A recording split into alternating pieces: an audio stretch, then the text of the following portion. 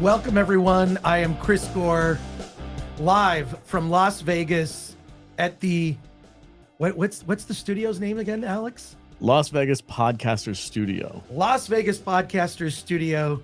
My engineer for the moment, Alex from the Salty Nerd Podcast. Shout out to Salty Nerd Podcast. Subscribe. I'm a subscriber to Salty Nerd. Excellent series of podcasts and shows. Today on the show, on Film Threat, live from Vegas, and I want to thank Alex personally for I'm buying you a drink later for sure. Thank you. 100%. I'll take it. I've never sound or looked as good as I have in this podcast studio. Look at this. It almost looks professional. Today on the show, Alan Ng will be joining me. You're going to get a look at Alan's freshly painted room. It's still a work in progress, but it looks 100% better. We're going to be talking about the movie Sisu, which opens this weekend. Plus, Pan and Wendy is coming out on Friday on Disney+. Alan and I have both seen it. We have opinions. Also, the film Ghosted is on Apple TV+. I'm sorry for all these movies. Sisu, we can't wait to talk about. Some of these other movies, we'll get to it. Also, I want to talk about the premiere of Attack of the Doc. It hit video on demand on Monday. And I'm really excited. People are buying. People seem to like the movie. I'm waiting on that Rotten Tomatoes score. Plus your comments, questions, everyone in the chat. Hail to the chat. Lots going on. We should start the show. We should start the show because I am excited to show you Alan's new setup. Alan's new setup is crazy. You've got to see it. It's amazing. Let's get things started. It's Hollywood on the Rocks on a Wednesday. I've never had a camera eye line to look at before, so I'm confused. I got to get used to this new setup, but let's go.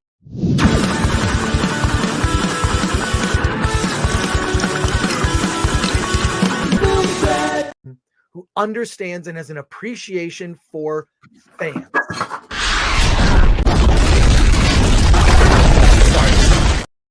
Yeah. The Alan. Yeah. What are you doing, man?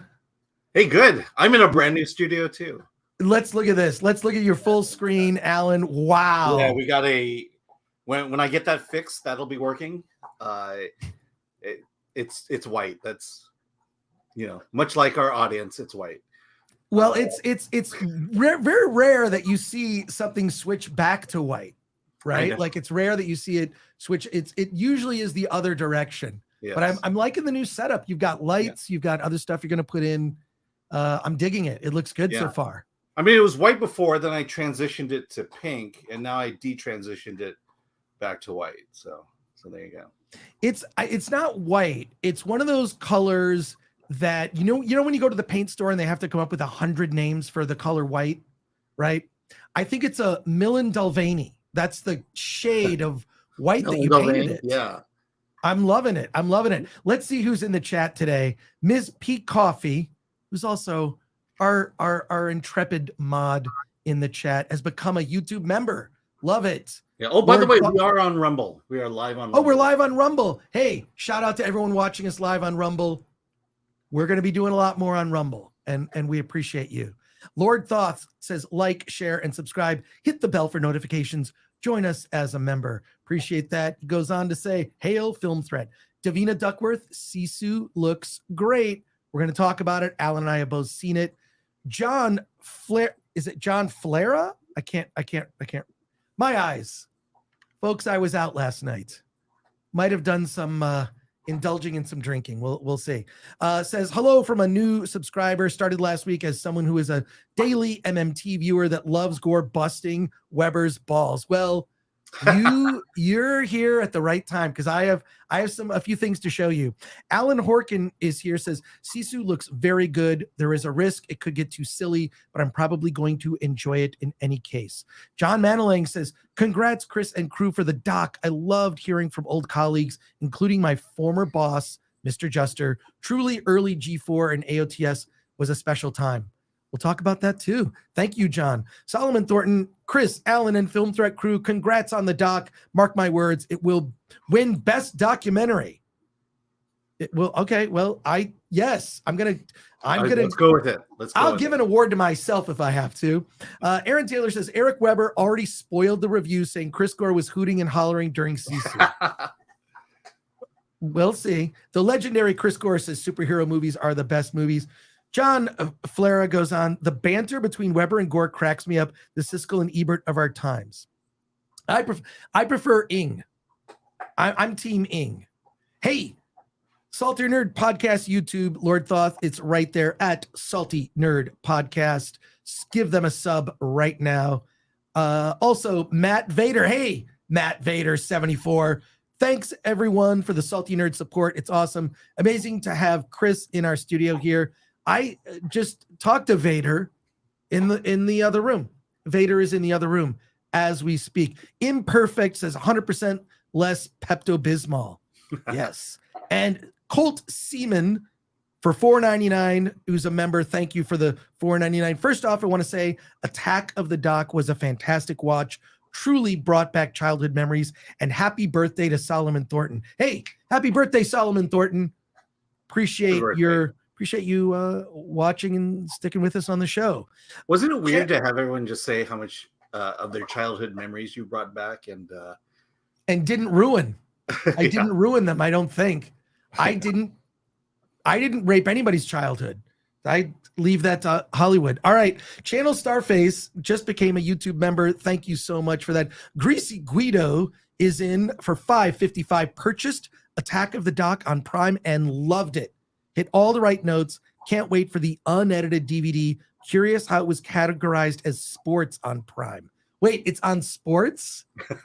That is weird. Yeah, you hit a wrong button, I think. I think somebody at our distributor hit a wrong button, but I love the people at Indie Rights have been great.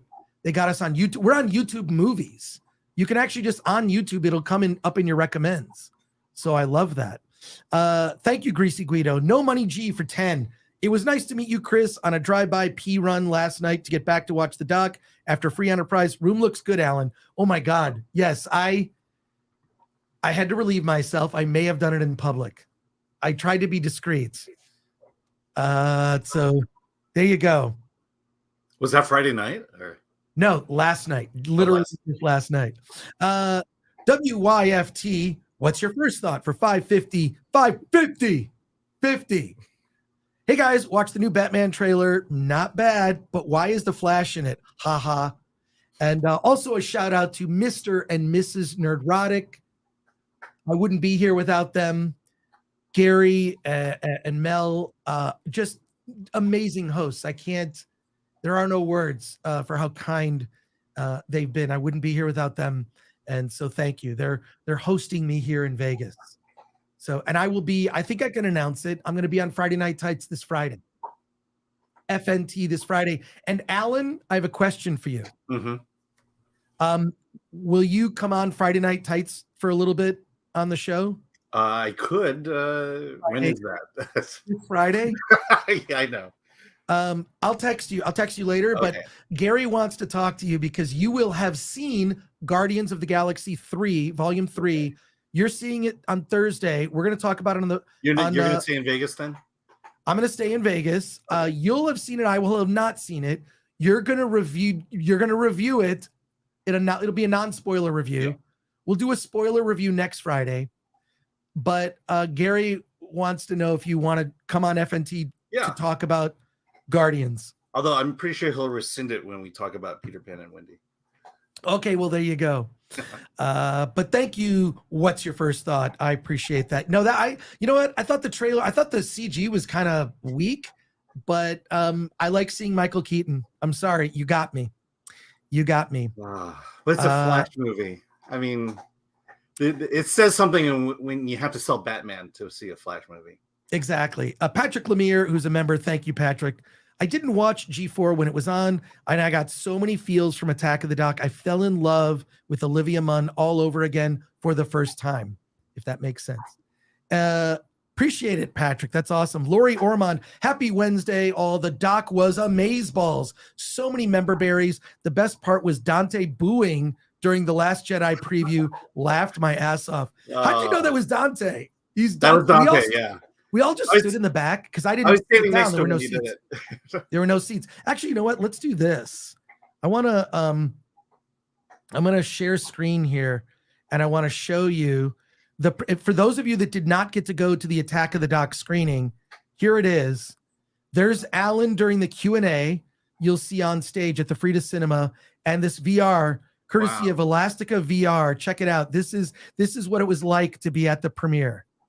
This was the Q&A, I think, for the second showing, which was great. There's Bobby Schwartz, Anthony Ray Bench, there's Austin Smith and Walter Arias, and there you are, Alan. Yeah, look at that. Like where else? This was. You guys should have all been at the third Q&A. The third Q&A. Can I tell you truthfully, Alan? I don't remember doing it. People bought me drinks. I did not ask them. People bought me drinks all night. I don't remember the third Q&A. How did it go? It went well. I mean, thankfully you're a happy drunk. Yeah. No, not an angry drunk. Okay, you can't see it here. That's Zach Selwyn and I walking into the theater. This is literally a 360 view of outside the Frida Cinema. Here's the lobby here. You can see their projection of Attack of the Dock it was great. The lobby was like, people were like all in a good mood, getting drinks. We had the free posters we were giving away. The marquee, having Attack of the Dock on the marquee was really cool. It was a great time. And I'm glad that you were there, Alan, so that you could remember the stuff that I don't remember. So there you go. Fortunately, Anthony wasn't as drunk as you were. So yes, somebody needs to. Yeah. Here we go. Hello from Montrose, Scotland, says Stephen Ellis. Apologies. I can't give my full attention as I'm watching Arsenal versus Man City. I'll catch up later. Stephen, thank you for the five those pounds. Why do I always get those mixed up? I'm so sorry. £5. Thank you for that, Stephen. And go Arsenal? Just a guess. Yeah. I know the Arsenal's very popular. Max Headroom is here, says Flash is going to bomb. They underestimated the public loathing of Ezra Miller. We'll see. I like Michael Keaton. a lot. Celluloid Therapy says the seemingly deceased Kermit in the background is pretty disturbing. You got to get rid. He looks like he's in a coffin, Alan. That's what we called it. In fact, we purposely put him in that position right there. I think you're gonna have to fix that. Yeah, we'll fix it. Believe me, the whole room is getting fixed. So SPBS says the short segment on the incompatibility of a fun show that got it working within a corporate structure was sad but predictable. The good news is, I should have read these in a different order, but SPBS says the good news is that Chris Gore's film is part of the new creator-owned wave of independent creators. The future is bright. Yeah, it's independent, but I mean, through a company called Indie Rights got us on all these platforms, so video on demand, Amazon, all that. Alex, how we doing? Okay, good. Awesome. I love it. Oh my God. It's like the Jamie of the show. If this were Joe Rogan and if you need me to Google anything, just let me know. Yes, I will. Oh my God. This is great. I don't know. I feel like I'm sitting in first class right now. It's bizarre. But all right, let's keep going here. The Arsenal are losing 3-0 at the moment, said Moods. So there you go. And Laura Buckle says Dead Kermit is pretty punk. And I love Keaton. Agree. Gore says Max Headroom. I love Michael Keaton. Look, if it's a sort of backdoor Batman movie with Flash as sort of the guest star, I'm okay with that. I thought Kermit was thawing out from carbonite, says Tony Bowers. That's what possible. It's possible. All right. Real quick before we get to our first review today, Sisu, we have almost 300 people watching us live. Smash that like button, subscribe to the channel, click the bell for notifications. Did I miss anything, Alan? Did I miss anything? No. Parker, here's our headline. For honest reviews, watch Film Threat. You know what I have to say to that? F you! All right, let's get started here real quick. Something happened recently. Erick Weber has been on a tear. Erick Weber, if you watch his channel, Midnight Movie Talk, he's on at midnight on the East Coast, 9 p.m. Pacific time. Erick is he's caused quite a bit of ruckus lately. And I don't know what to say, except I was so annoyed with Erick. He's like texting me. He's always late to our meetups, whatever. He texts me, before happy hour, you owe me a beer because I was on your Oscar live cast. Buy me a beer. So I did buy Erick a beer. Erick, let's see what Erick, hey, what do you think of the beer you just drank? It was fantastic, Chris Gore. Thank you so much. Can I just tell you?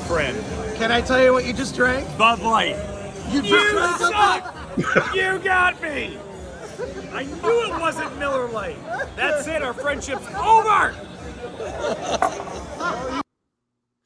So yeah, Erick, he was such a dick, and he's been here lately that I'm gonna show you proof that I did this. Here's proof. All right, there you go. That's Erick with an empty beer. There's Paulie from Latino Slant in the background, and look, there you go. Bud Light. If you look at the check, I did buy Erick a Bud Light because I wanted to mess with him, because that's what he gets. That's what he deserves. So there you go. There you go, Erick. So shout out to Erick from Midnight Movie Talk. He might be in the chat right now. Is he in the chat? I don't see him. I don't see him. Hey, also, it says we are live on Rumble. That's great. I love that. Love it. That's cool. Let's get started though. Let's get the show started.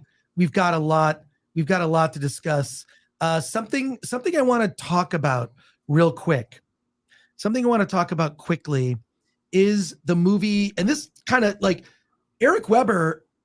They did a story about Erick Weber's rant on IndieWire about the movie Beau is Afraid. He was so upset about Beau is Afraid that he got up and he started screaming, and a couple of people shot him on video and posted on social media, and it like IndieWire did a story.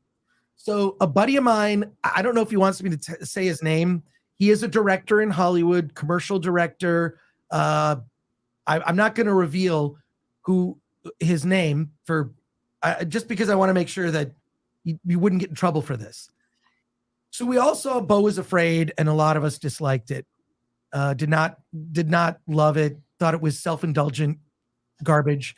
The audience is very split on it.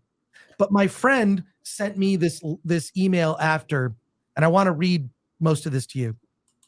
He says, I think I figured out what Beau is Afraid is about, and it's very timely. It's not about plot, but about feeling. It's about masculinity, or the feeling that the idea of masculinity is adrift in a chaotic world, especially when it comes to men's interaction with women. The movie's about the constant and relentless emasculation of men. The thematic examples we see in the movie, in Beau is Afraid, men feel under constant threat from the world around them, to the point that it feels like it's kill or be killed and the world is apocalyptic. Men feel like someone else is pulling all the strings, and every decision made is the wrong one. The old, I want you to decide, and then that's what you decided, to another terrible decision.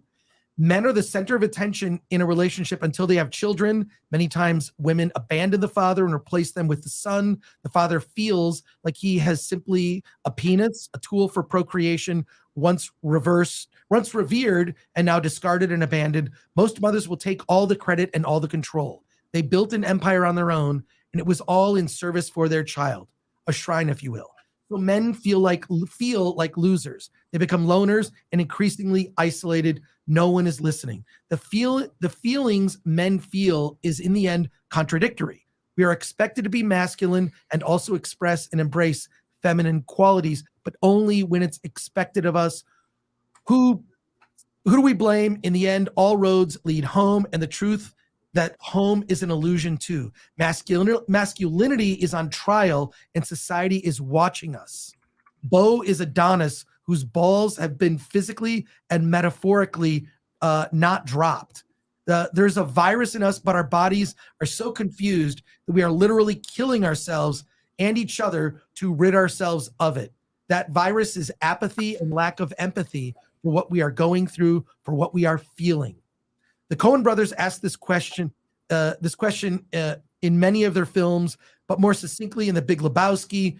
Lebowski asked the dude, "What is a man?" The dude replies, "I don't know, besides a pair of testicles." Apologies for the long email. And I read most of this email. I'll probably post it in the comments or in the community section of our YouTube channel. I don't know what your thoughts are on that. It certainly makes it more, it feels more interesting. I kind of want to see Beau is Afraid again, just to look at it through that lens. Is it about the emasculation of men? What do you think, Alan? Well, not having seen the movie, but I've been in this position before. It's like, you see a movie and you feel like it's speaking to you, and then you realize no one else is seeing that either. And I feel like it might be the same way here. Maybe he's right. Maybe someone sees the world the way we do, and is going about it a very roundabout way. It sounds like that's the tenor of the email there. Gotcha. Yeah. Well, look, I see it now that he, that is a running theme through the movie. Certainly there's like this, and this is a spoiler, there's a big penis monster that's in the attic. That is weird. And I like weird. Like, I like David Lynch weird, but there has to be some sort of thread or point to it. And I think it's been unlocked with that. It just seems to all line up. Now that you've read that, and now that you think about the movie, do you feel like it? You mentioned lined up. Do you feel like it lined up? Do you see the movie in a different way, and do you feel that was the movie's intention? 100%. Now that I see it that way, like everything, it's all about the emasculation of men on different levels. Beau is Afraid. And if you look at it, the thing is that like Ari Aster will never really speak overtly about the themes in his movies. He kind of lets you figure it out, but I feel like this is unlocked. Before we get into our review of Sisu, I want to go through some of your quick comments and questions. Yeah, and I have some Rumble chats as well. Okay, cool. We'll read those after. Sassy77, is this real about Erick or a joke? That's real. The IndieWire did a story. Look up Erick's feed. He got up after Beau is Afraid and he screamed and had like a whole, I would describe it as a tantrum. He did have a tantrum. And then so he had this like huge tantrum, and then it like made it on IndieWire and it like was on social media. It's bizarre. Wow. OMG, was Eric Weber the guy who screamed, "You better not clap for this movie"? Spidey Sensei 72. That was Erick. That was Erick. You better not clap for this movie. And he goes, "That's Erick. That's why I bought him." He's becoming more bold at these screenings. I bought him a delicious Bud Light. Patrick Lemire says, "I love Erick, but I cannot use him as a barometer for what a good mainstream film is. He's pretty good on Oscar bait type stuff. His stream is a hoot. I love his stream." So there you go. John Manilang, if I wanted to see the emasculation of men on screen, I'll just put on Disney Plus. Well, there you are. And then, holy cow, Buford T. Justice for $99.99. Loved the doc, Chris. Bought from multiple places. Oh, wow. Everyone in our sphere needs to see it. I had forgotten how great it was before the woke times. Unfortunately, we can't go home again. Love you guys. Buford, thank you so much. That was my intention with the documentary, was to remind people of a different time, a different era when nerd culture was all, we would disagree about things and then just move on. Like, oh, you like this movie, you don't like, okay, and next. But going out and attacking people for disliking things, I've never understood it. Never understood. It's weird. Buford, thank you so much. And wait until the Blu-ray comes out. You're going to love it. The Blu-ray for Attack of the Doc. Trust me. Hey, Dark Sith, 87 for 69. Wait, how much is that, Alan? 69.69. You're getting a clean cut there. You want me to say it again? Sure. Okay. For 69.69. Dark Sith 87 says, "What up, nerds? Attack of the Doc was fun. Enjoyed it, even though I never watched G4 back then. I was the handsome fellow with the Make Marvel Mail Again shirt at the 10:15 showing. Thanks, salty nerds, for all you do for content creators. Slap that sub. Slap that sub on Film Threat if you don't have it. And then Alex, we're slapping the sub on the Salty Nerd Podcast as well. You gotta slap that sub. They got some great videos on there. Tucker Time says Attack of the Doc is a buy. See you on the next DVD-Tuesday. And MK Solid 82 for $4.99. Chris, random question. When you worked with Larry Flint, how much exposure did you get to the Penthouse scene? I assume it was somewhat tempting. I'll tell you exactly. I worked at Hustler magazine, not Penthouse. So I wrote comedy for Hustler, and then I tricked Larry Flint into buying Film Threat, which he owned for about 5 years. Then I got the rights back. Honestly, I was never tempted. It was kind of like, that's a whole other random thing. But I did, there were women there. It was the most professional environment. See, you would think it's the opposite, right? Here's what I discovered. When I was working at Larry Flint, who like owned Film Threat for a bit, then I got the rights back. That's a story for another documentary that may be out next year, maybe out in a year. But yeah, so it was super professional. I mean, everyone that worked there got this training and got this talking to about like, you will be professional around women. You will respect the models here. You will not we got like such a talking to that, like it never even crossed your mind to ever be unprofessional when it came to the talent that was around the offices. And then I worked at regular companies and I couldn't believe the way people talk to each other. It was much bluer in a normal office environment as opposed to an adult office environment. Does that make sense? I want to answer your questions. So there you go. We're going to get to Sisu. I promise you folks. Alan and I talked about the first 30 minutes of this stream is going to be about catching up on business. Delta 9 says, I really want to see Beau is Afraid too. Have to give Aster a shot. It very well may be too self-indulgent, as Chris said. Well, it is, but looking at it through the lens of what I just read, I want to see it again because I want to look for those themes. So because I think it all lines up. Imperfect says a real man cannot be emasculated because he doesn't accept judgment from others. I would cheers to that. Yeah. Cheers to that. Patrick Lemire, I'm glad you didn't address G4 2.0 in Attack of the Doc. It would have soured the sweetness. It's addressed in an indirect way. It's acknowledged, but that is a subject for a whole other documentary. I didn't want to go down that rabbit hole. It's not my story to tell because I wasn't there. And I feel like it's been covered relentlessly on YouTube, and I have nothing new to add to that. So I wanted to have a time capsule of the old G4. Did I say good G4? The good G4. I did mean we'll say it for okay. you. It was the good G4.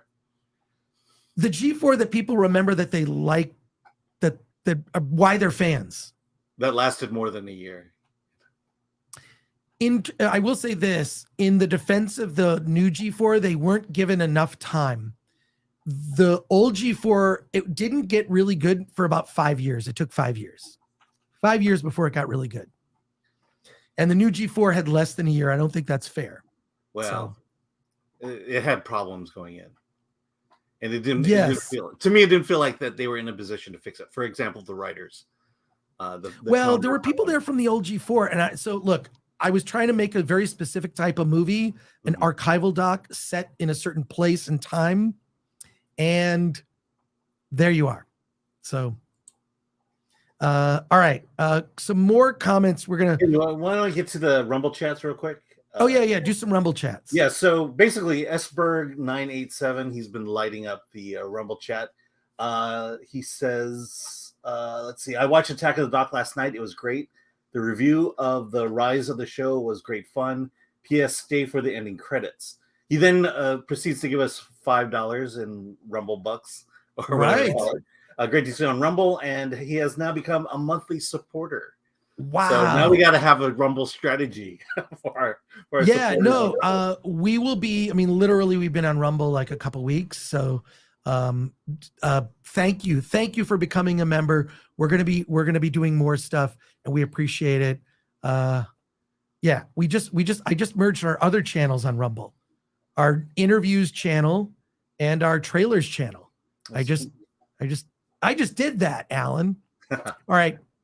Just a few more Some few more comments here. We're going to go right into Sisu.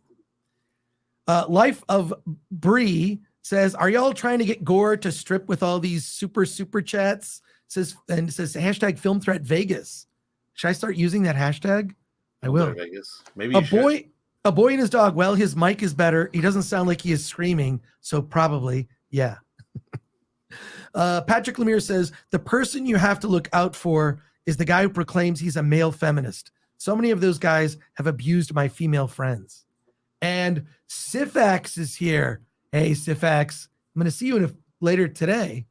Hail Film Threat. See you in Vegas in a bit. That's awesome. Drunk Emerald Arrow, Galaxy Express Media. Hail, Chris. See you tonight at the FNT meetup. I will be there. I have something special to give away. You'll have to show up to find out.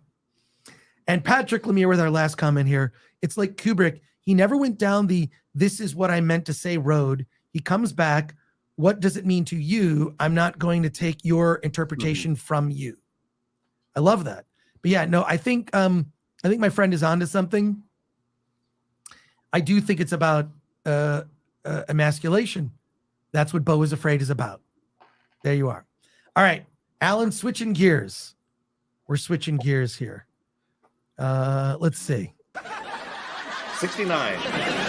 69. 69. 69.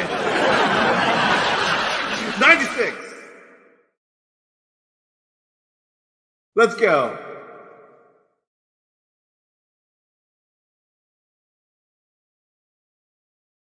$69.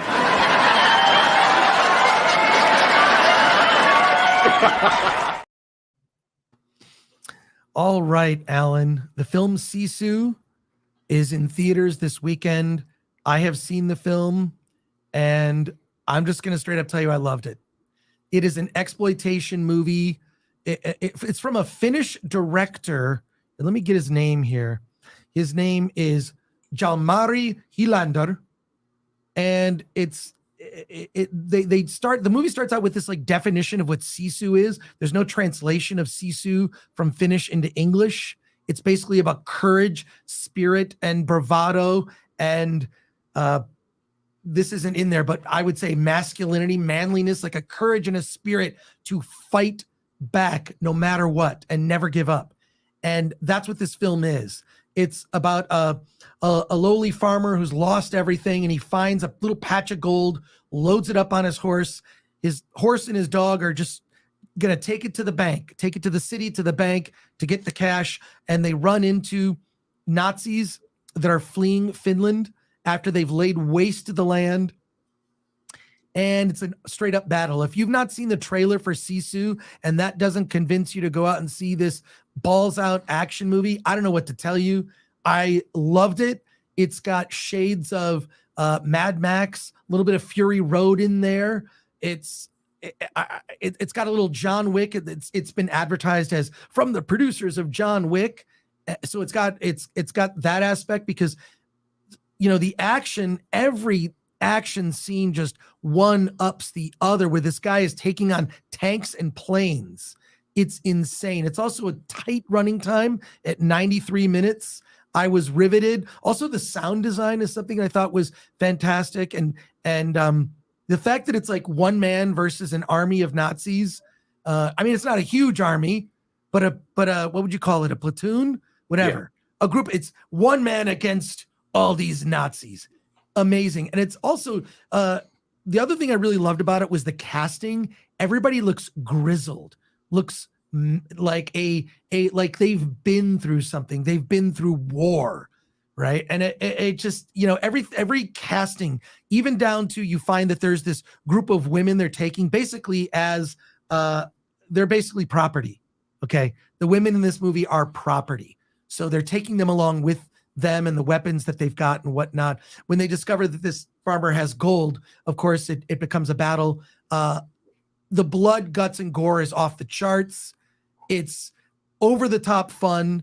I did have a great time. No surprise, Eric Weber did not like it because he's the enemy of fun. I think you have to look, when you look at a movie like this, you have to judge it for what it is. This movie is an exploitation film that it could have been made in the 70s. It's a period piece about the end of World War II. Nazis as your villains, a relentless hero who will never give up in spite of being shot, stabbed, I don't want to ruin some of the things that happen. I thought it was fun, and you got to take it for what it is. It's in some ways it's almost a superhero movie, and it's look, judge this film for what it is, balls out action fun, and I loved it. That's really what I have to say. We'll get a little bit more into it, but Alan, what were your thoughts on Sisu? Yeah, I'm pretty much in agreement. It's like porn. It's a bunch of great scenes connected together by a very loose thread of a plot. Right. You're not there for the plot, you're there for these great scenes. And it's a weird thing to kind of compare it to John Wick 4. Because again, there were themes running throughout the entire film. I think we were much more captivated by John Wick's motivations than we do with the main character here. And this movie is much more bloody, much more gory. I mean, you've seen basically in the trailer, you've seen a taste of how violent this movie is, how gory this movie is. People get blown up, people get limbs dismembered. I mean, it's an opera of blood and of blood and violence. And and if that's what you want, it's there. It's great. Again, I'll call it an opera because it just builds up to the final ending. And so it's just fun to sit down in the theater, unplug your brain, and just have fun. That's about as deep as the movie gets. Right. It was one of those Investor Connect screenings on at AMC, and the crowd loved it. The crowd was into it. They applauded at the end. There are certain things that happen that are so crazy. And like you said, the trailer gives you a taste, but the trailer is only a taste of the over-the-top violence. One of my favorite scenes was the minefield scene and how that was used. I mean, you have like whole people blowing up into like chunks of a human. It's nuts. I mean, I'm sure there were digital effects in this, but there was also model work and whatnot. And the gore effects were just it was just over the top insane. I loved it. It's one of those things like if you see the trailer, that's the movie. That's what you're going to get. So I don't see how you could be upset if you didn't like what you saw in the trailer, just don't go see that movie. It's like, and so look, I say this a lot. For me, if I go to In-N-Out, I know what I'm getting. If I go to Ruth's Chris Steakhouse, I'm getting a steak. Okay. This is In-N-Out. It's super fun. It delivered what I wanted. Delicious burger. Good time at the movies. I really and also would love to see more from this director. I don't know that you could do Sisu 2. I mean, I guess maybe you could. But I really got a lot of Mad Max vibes out of it because the wasteland, like the Nazis at the time had laid waste to parts of Finland, they were just like, it was scorched earth. They literally scorched earth strategy as they were retreating. They were just destroying everything. So everything just looked wholly apocalyptic. And that's why it gave me kind of Mad Max vibes. Sorry. Yeah, I'll say that because there wasn't a lot of depth to the story, to the character, that I'm not really anticipating or anxiously wanting a sequel. But certainly I'd love to see what other stories this director has to tell. Cool. All right, let's go to so all I can say is this: Sisu, strong recommend for me. Good time at the movies. If you love gore and action. If the trailer appeals to you, this is the movie to see. If you love the trailer, you'll love the movie. Sisu is, was a lot of fun. Cool. Let's see. Let's go to our chat here, comments and questions. Davina Duckworth says, Gore on Gore. John Manilang says, it's like porn. The best, most insightful review of Alan. What do you want me to say? It is. Porn has exotic storylines that grip you. It has depth. It makes you think about life, about the human condition. Is that what you want from porn? Then by all means. Lead the way. There you go. I wanted to. It's all about the money I shot. mean, it's like It's all about the money shot. Alex is right. Yeah, tell me the Okay. last porn you saw that made you think for a long time about the Look, human let's condition. not talk about the amazing work of Axel Braun. Axel Braun. So there you go. Cool. Let's get more of these comments here. The great comments, and the chat's on fire. Max Headroom says John Wick just might bring back the action hero genre as a whole. Might become more popular than Marvel and DC since they, are messing up pretty bad at this point. And let's see. Alan is a porn expert. Interesting, says JTPRX. Toby Pegram says, is it subtitled? Parts of it are subtitled, but they all speak English. Yeah. And there's not a whole lot of dialogue in the movie. Let's be real. Yeah. No, there's actually, that's weird. Actually, oddly enough, the character, I'm just going to call him Sisu. He is Sisu. He embodies Sisu, the spirit of that word. He has no lines. Mhm. He has no lines until like the end of the movie. He does not speak, which I actually think makes him more menacing. A lot of it even felt like a graphic novel, right? It had like that comic book graphic novel feel, which I really love. Motea for you says this proves that human stories can be more compelling than superheroes. Gun Ho Mac, I'm all on board the hyper masculine badass genre taking over. And Patrick Lemire says Eric hated Sisu because he said it wasn't believable. Dude, it's a John Wick, it's a John WW2 ish shit's gonna be physics defying. Wait, I get what you're John WW2 ick shit's gonna be physics defying. Patrick, I didn't do your comment justice, but I appreciate that. Yeah, I think it's not Eric realistic. needs to- Dude, movies aren't realistic. Superhero. Let me remind everybody that Eric Weber loved Ant-Man 3. Eric Weber loved Ant-Man 3. Do I need to say any more than that? Do I really like it?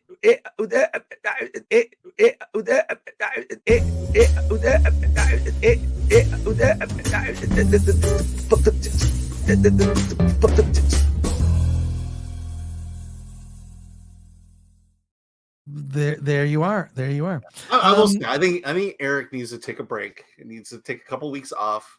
Just kind of enjoy life once again. He's seeing too many movies. He's seeing too many movies. That's the problem. Subscribe to Eric's YouTube channel if you want to be frustrated. Yeah. Watch his channel, Midnight Movie Talk. I actually do subscribe to Eric. Midnight Movie. I watch Eric. I just troll him in the chat all the time. Yeah. Cavatino Cavalryman Shay. Sisu equals how many ways are there to end bad Germans?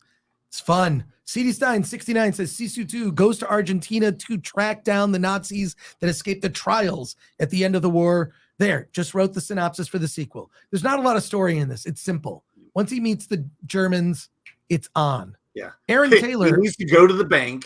And along the way, he Right. met Nazis and he killed them. That's the Yes. That's the plot of the story. It's like a children's story. Aaron Taylor, what was the audience reaction to the theater? Eric made a point of saying Chris was the only person reacting in the theater. Not true. We were all clapping, laughing. I think it's because I sat behind Eric or like behind his row. Eric, by the way, always sits where the handicap seats are where you're not supposed to sit. Eric always sits there. Or the front row. I mean, what they say is if someone comes in that's handicapped, you have to move your seat. Yeah. But he always likes to sit there. So yeah, wrong. That is wrong. Beerosaurus Rex, a movie being under 100 minutes is enough to get me excited these days. Definitely. Start calling Eric Modoc Weber, says CD Stein 69. A boy and his dog. The John Wick team is the hottest thing in Hollywood right now, next to Nintendo. What about a We're talking Nintendo? about, What about from the producers of John Wick, Super Mario 2? Where Mario just goes full John Wick on Bowser? I would watch that. All Twisted Up. Saw Sisu yesterday. Fan bloody-tastic.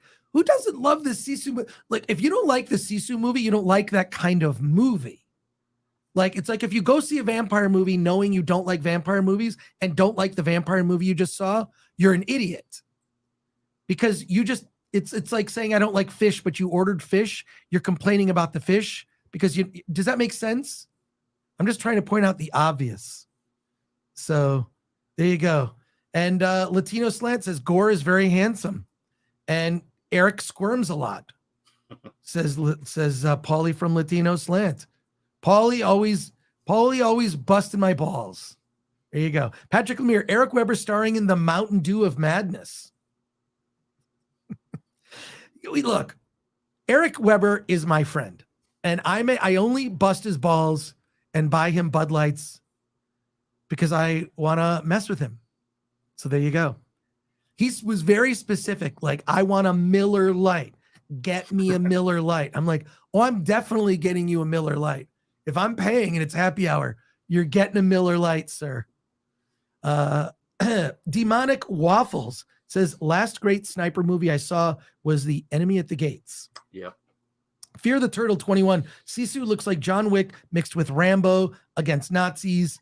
Throw in a little shades of Mad Max and Little Fury Road, and I'm so in. Yeah, Fear the Turtle. Age him 30 years.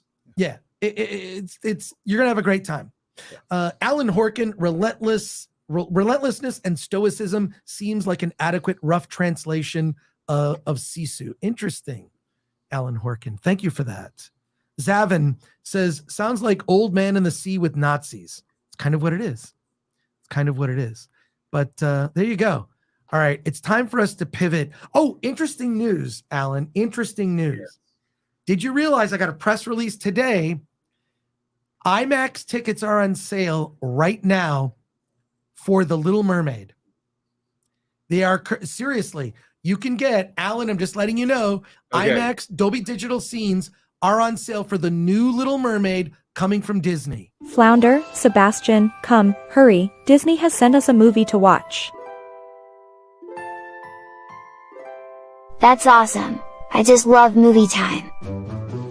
Okay, Sebastian, stop looking at my tail. Now, let's watch.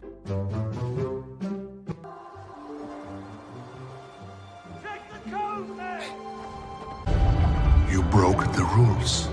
You went to the above world. A man was drowning. I had to save him. This obsession with humans has to stop.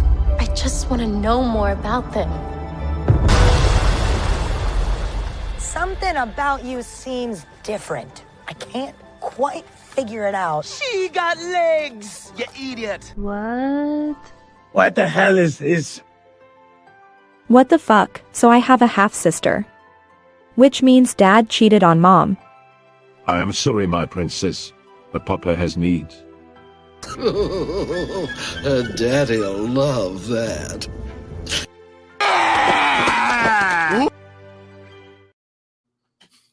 Well, there you go. Pivoting onto Disney stuff, let's talk about Peter Pan and Wendy. This is our early reaction. Alan and I both saw Peter Pan and Wendy.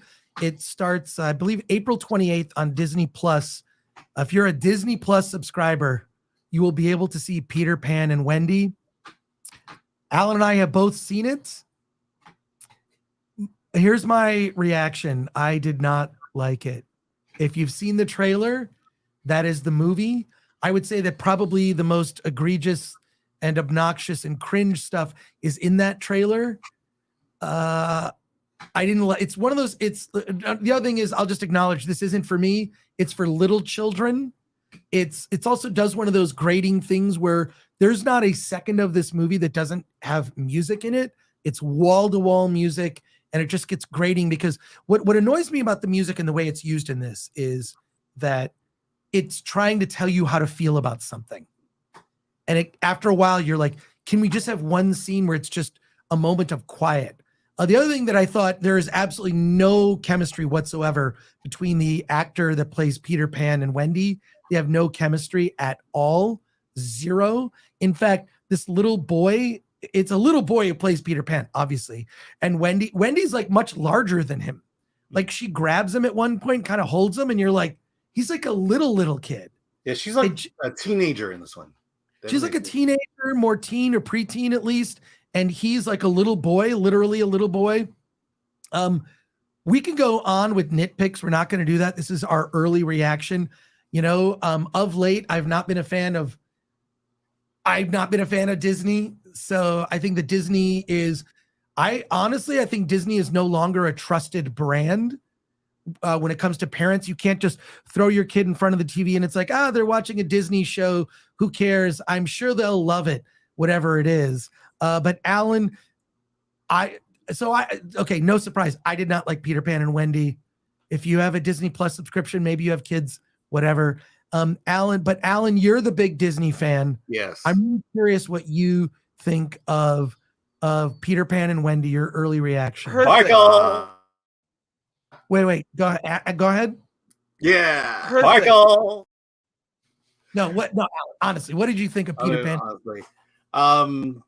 Yeah, I kind of liked it. What?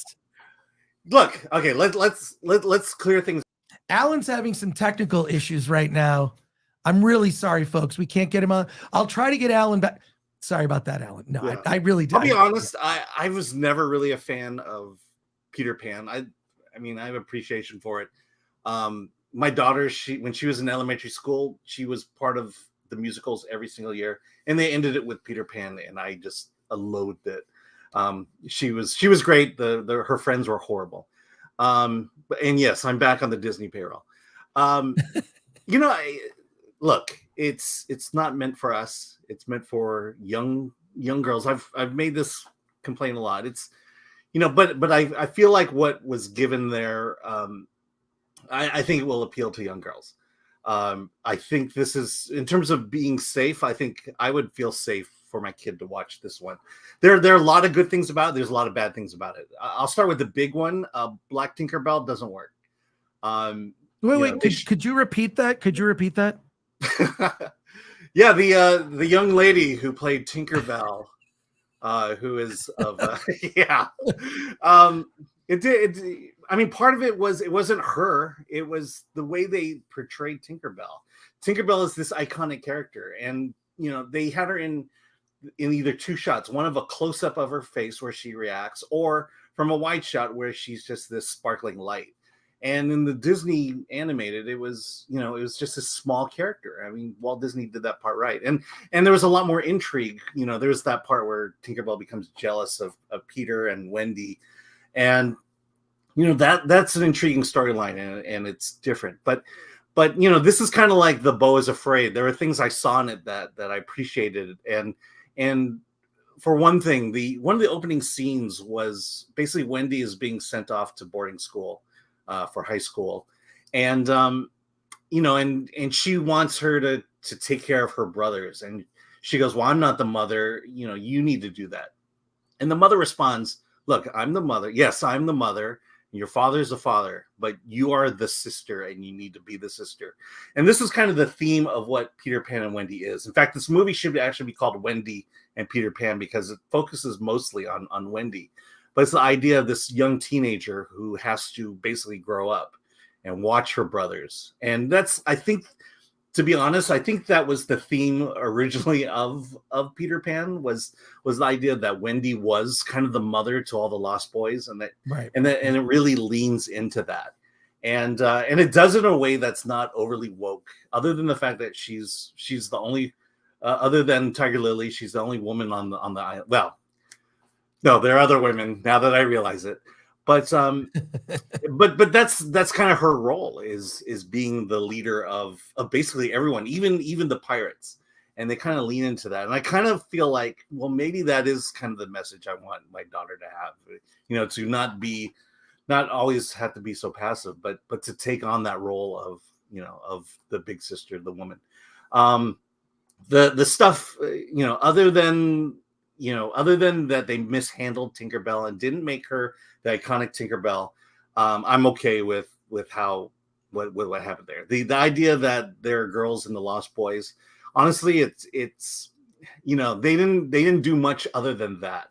They were just Lost Boys, and so it's not like they were leaning heavily into it. And so I will say that we've always complained about, well, why don't they create their own female characters, and I feel like they did that right with Wendy. If you're going to have a girl star in a movie like this, I think Wendy was a great choice.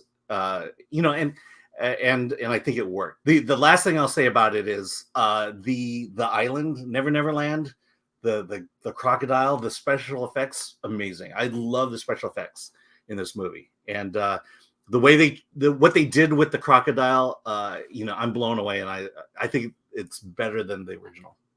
So that's my thoughts on this one. So we disagree on it. Well, yeah, we definitely disagree. It's for kids. I will have to say that. Yeah, the one thing I will say, yeah, actually, the crocodile is like because it's much larger than portrayed in the cartoon. Much more menacing. It's much more menacing. They actually made it scary. I don't think the crocodile was that scary in the original animated Disney Peter Pan. This one was definitely much more menacing. And I will say this, that almost all the quote woke stuff that you would see, it's all in the trailer. Yeah. So it's not as woke as you think, but you're right. The woman, the actress who plays Tinkerbell, she's fine. Having said that, it doesn't they didn't know how to use Tinkerbell in this movie. They just didn't know how to use her. They kept cutting back to her for reactions. She doesn't speak, right? She just reacts, so all of her reactions are very exaggerated and whatever. Well, close up, it's facial, and you don't get a sense of body language coming off of it. But I didn't like it. It's just not for me. Let's go to your comments. Someone asked, what do you think of Jude Law's Hook? I did not like Jude Law's Hook. I thought he was, first of all, you could barely tell it's Jude Law. He has so much makeup on, and it just looks like they kind of wasted him. So, and then he's like this sad character who decided to grow up and become an adult. And well, I mean, I think that's to me, that's one of the things I liked about it was the true nature of the relationship between him and Peter Pan and how they basically became each other. I will agree with you. No chemistry between Wendy and Peter. And I'll just repeat by saying there's a lot I liked about it, and there's a lot of I didn't like about it. There's a lot. This is a very flawed movie, and to me, I think what I liked kind of overtook what I didn't like about it. Well, I think I'll say this: it a lot of it just looks like it was just shot on green screen, and the kids were just either on the volume or a set or green screen. Was a lot of the filming of the movie. Yeah, and I think they did a better job of it than what we've seen in the past from Disney. I think this is one of the better ones. But yeah, you're right. Alan liked it. I say it's soulless garbage, soulless corporate content. That's what this is. Let's go to your. I'll make my kids see it, and we'll see what her feeling is about it. All right. Let's go to the comments in the chat here.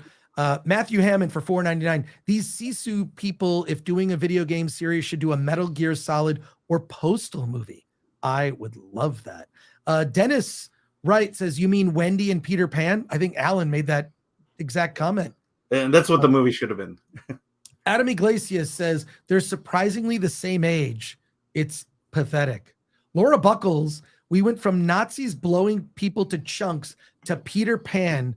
I have whiplash. Well, there you go. Not Pip Boy Gamer says, Alan has been replaced by a Picard-like android. And Patrick Lemire says, what did Alan's daughter think? She hasn't seen it yet. Yeah, I'll make her see it. Well, I don't know if that makes you a good dad or a bad dad, Alan. Well, if you were on the live stream, everyone was asking her opinions about. All right. Well, we'll get it on Friday. How about that? Can she see it by Friday? No, we're seeing Guardians tomorrow. Oh, are you bragging? Yep, that's right. You're seeing Guardians of the Galaxy Volume 3 a week in advance? Shill. A rare Alan take I disagree with, says Twitty Sprinkles. I'm glad I pronounced that correctly. Jericho Leon, who's a member, thank you for that. No judgment from me, Alan. I don't know. You know what? Look, Alan and we have different opinions about things. Sometimes, not all the time, but excuse me. I don't know where the mute button is for when I burp. I'll tell you this: whenever if there's a mute button, whatever, it's right here. I got it. No, it's all good. It's all good. I'm used to when I'm at my setup at home, which is not even that. My setup at home is like sitting in coach on Spirit Airlines. And this is like being in first class on American Airlines, where they give you the sundae at the end. I've flown first class just a scant few times in my life. But if you see me mute my audio, it's because I'm burping or doing something else. But back to the comments. Jericho Leon says, no judgments from me, Alan. Let me ask you this. You said, you're having a hard time just leaving your kids in front of a Disney movie. Is this one of those where, because I didn't feel like I saw something that I would feel uncomfortable plopping my child in front of and having them see in this specific one. Did you feel that way about this one? I just feel like there's I probably, it's whatever. I mean, look, let's be honest. A lot of entertainment for kids is garbage. Mm-hmm. Okay. It's junk. My kids used to watch Barney the Dinosaur. I hated Barney the Dinosaur. There's a really good documentary about that. We interviewed the director. It's called I Love You, You Hate Me. And it's on Peacock. And I strongly recommend the movie. I have an issue with the end of the film. We talked about it actually, even during the we talked about it during the interview. Mm-hmm. But I really enjoyed that doc because it captured I was a dad during the era when Barney was popular. My kids like Barney. It was insufferable, that voice. And the voice reminded me of Jar Jar Binks. The Barney the Dinosaur voice reminded me of Jar Jar Binks. So I dislike Jar Jar. My big problem with Jar Jar is screen time. If you cut the screen time of Jar Jar down, he's an entertaining character. But, George Lucas made him a focus. A lot of comments here. Let's get through your comments because I want to get through your comments. Super chat here from Tomorrow Lad for 9. I do not make films primarily for children. I make them for the child in all of us, whether we be 6 or 60. That's a quote from Walt Disney. And thank you for that, Tomorrow Lad. Yeah, I think I look at this movie, it is not for adults. It is straight up for children. And to me, it's like, if you're not able to make a film that can connect to all audiences, I think that it's just kind of a wasted opportunity. So, yeah, I make them for the child in all of us. Very good point. Other comments here. MK Solid 82 for 199. Chris is full of life today. What's the secret? I slept well. Had a good breakfast. I don't know. I'm in Vegas. So how was the buffet? Wait for me on Friday. I'm going to be a wreck. Hopefully the Friday live stream at 9 a.m. on Friday. We'll see how I fare. I'm not joking. The Q&A, the last Q&A on Friday. The last Q&A, I don't remember doing it. So there you are. Yeah, I got some Rumble comments as well. Okay, we'll get to those. We just got a few more here. We got about 5 or 6 more comments, and then we'll get to the Rumble comments, and then we're going to pivot to another movie because that's what we do here on Film Threat. Anarch Kitty 83. Hey, good to see you. So would you give it a 5 or a 6, Alan? I give it a 6. A 6 out of 5? 6 or out of 6 5. out of 10? Anarch Kitty 83 also has on Twitter hilarious, putting out the best memes. I don't know. Is Anarch Kitty 83 also your same username on Twitter? I don't know, but I follow her on Twitter and the memes are on point. So I want to thank you for brightening my day, making me laugh. Thank you, Anarch Kitty 83. Dennis Wright, let them see the original. The original comes with a warning now on Disney Plus about indigenous people. Yeah, it's weird. I don't know. It's just, to me, whenever I see stuff like that, it's just assuming people are dumb. Imperfect says Alan gave it a 4 out of 5 Bud Lights. There you go. The Alex Zorba, maybe the paint fumes got to Alan. Face turquoise covering eyes. Oakley Vandal says, damn it, Disney, stop trying to make live action remakes of cartoons happen. They're never going to happen. Nobody likes them. Well, look at the reaction to the Moana one. Just all the casting. It's just been weird on social media how much people despise it. It's crazy. So I nobody likes these live action remakes. Can you think of one live action remake that is better than the original? There isn't one. Is there one that's even as good? There isn't one. Mostly what they do is they ruin your memories of the original. Beauty and the Beast, god awful. That was so weird. I see Alex like shaking his head in agreement. Alex, what are your, since we have you here as a special guest from the Salty Nerd podcast, Alex, what are your thoughts on the Disney live action remakes of the classic cartoons? I can't claim any kind of fandom of the original animated Disney movie, except for maybe Aladdin. But even that live action remake was terrible as well. But my wife is a huge animated Disney girl. Like, she grew up on all these movies. She stopped watching them after the Beauty and the Beast one. Yeah, she's like, that's it, I'm done. Terrible. The Beauty and the Beast one was just, I hated it. Did not like it. Did you not like Cinderella? Cinderella? I don't even remember it. Did that happen? I forgot they made that one. That was the second one. That was the second remake after Maleficent. It's sort of like when Disney, do you remember when Disney went through this era? Disney needs to start creating new things or tell different fables.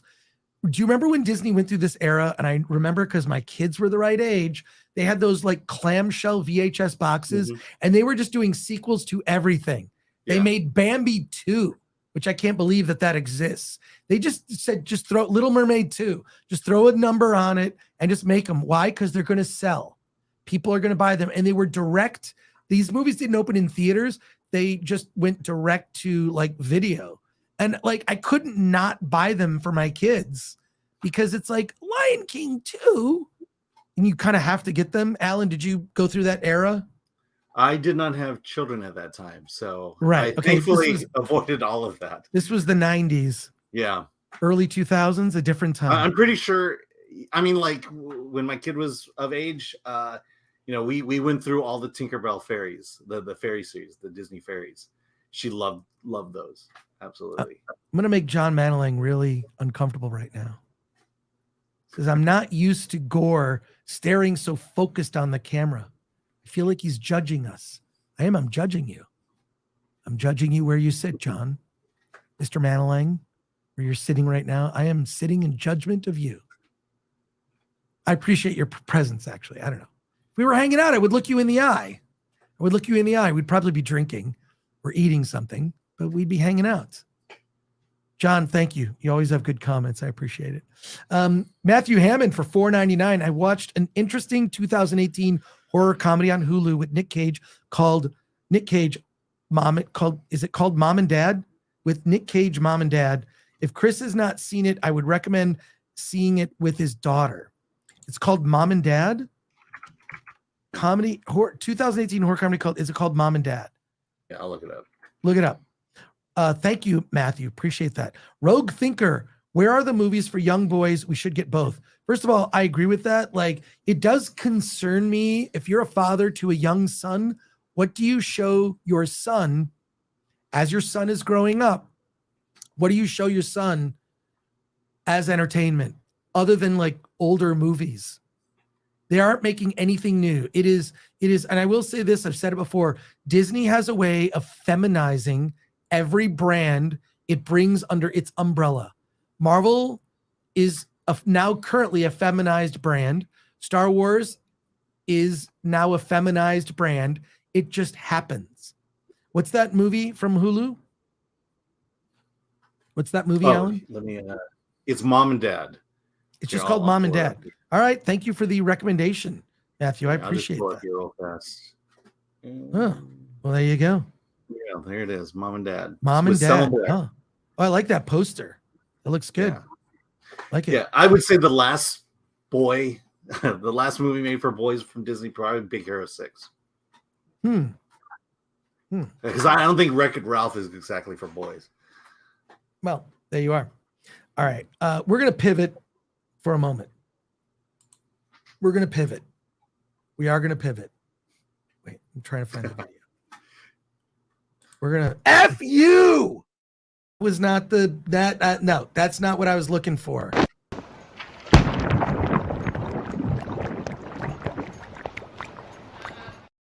Nope. Where is it? I think you got rid of it.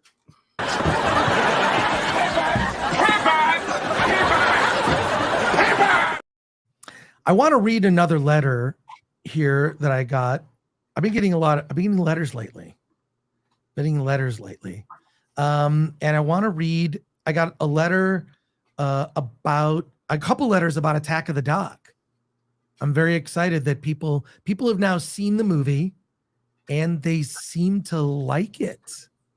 I don't know. We don't have enough reviews yet on Rotten Tomatoes. We will soon, but go to Rotten Tomatoes, post a review.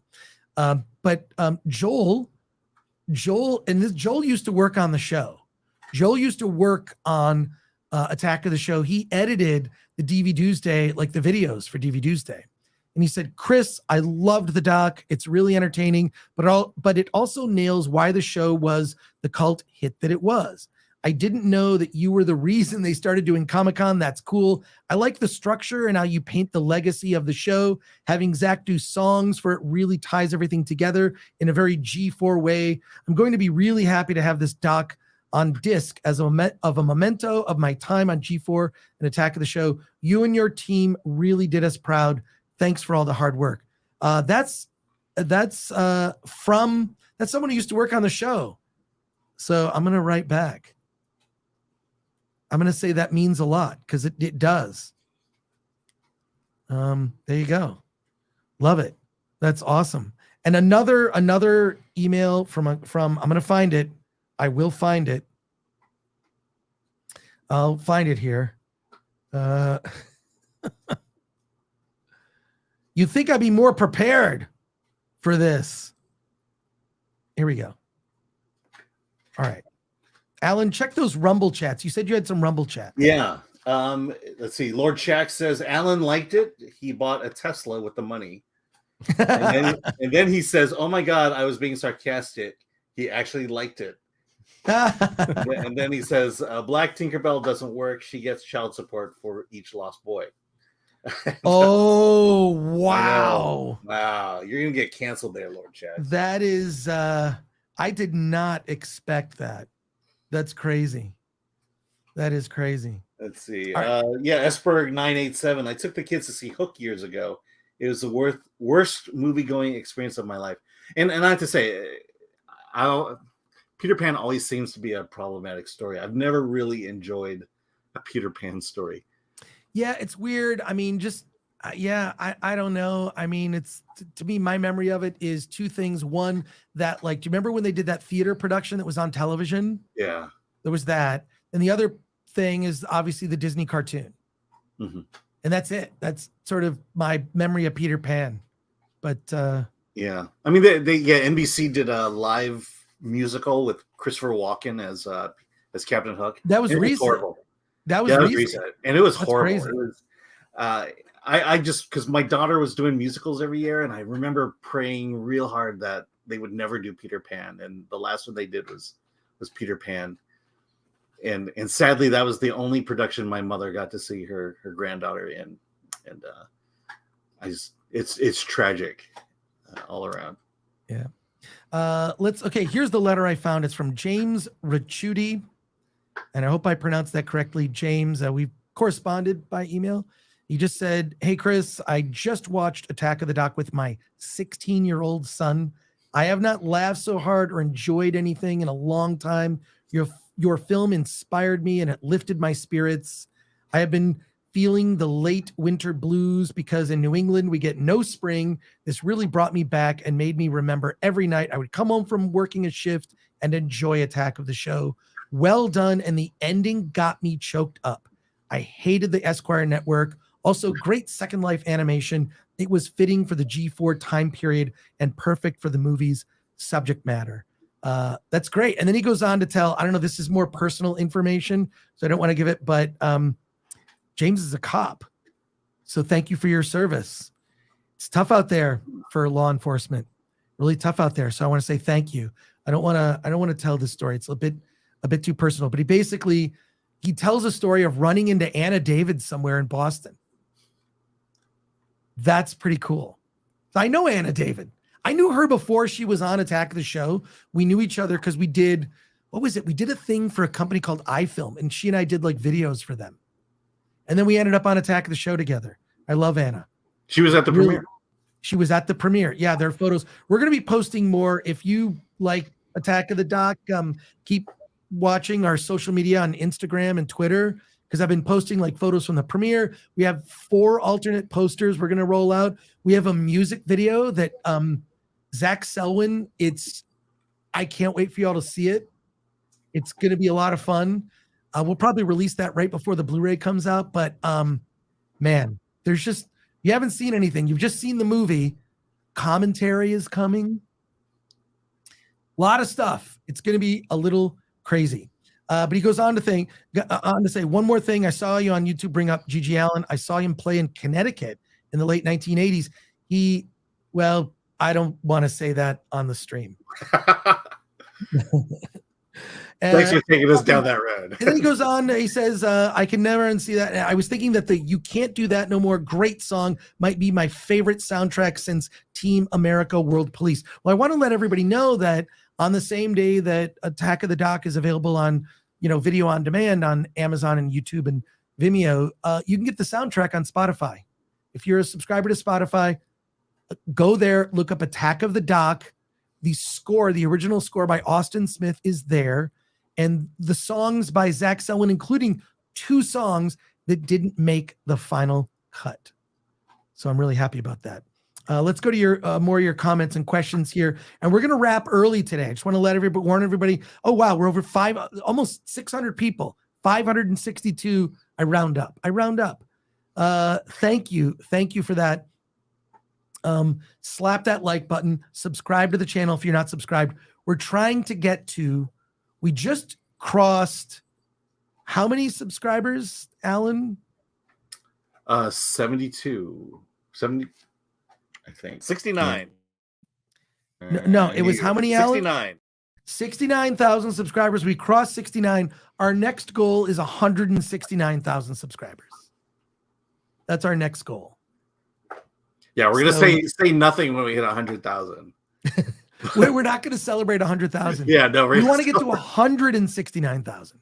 We'll only every time we hit a new 69,000 milestone, that's what we're going to do. You know, we should celebrate when we get to 99,969. That's what we're going to celebrate. So there you go. I got to tell you, weirdly, I had a conversation with my wife about tucking. And so I said, I got the perfect thing for you. And I showed her the Erick Andre scene from Attack of the Doc. And now she understands. I just wanted to go full screen on you talking about tucking. About tucking, yes. Yeah, well, there you go. But it's educational. And I have proof that the Attack of the Doc is educational. Paulie from Latino Slant says, Gore, you sing flying? I can't sing that. I'm not a good... Here's what's weird. I come from a family of singers.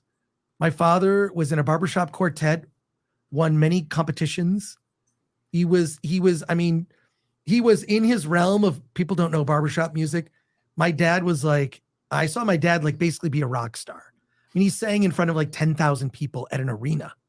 Okay. When I was a kid, he'd take me to all these barbershop shows. He was in a band. He was in a group called the Vagabonds, and they're legends. And if you go to the barbershop, there's like a museum dedicated to everything, the appreciation of barbershop singing. I think is it in Tennessee somewhere?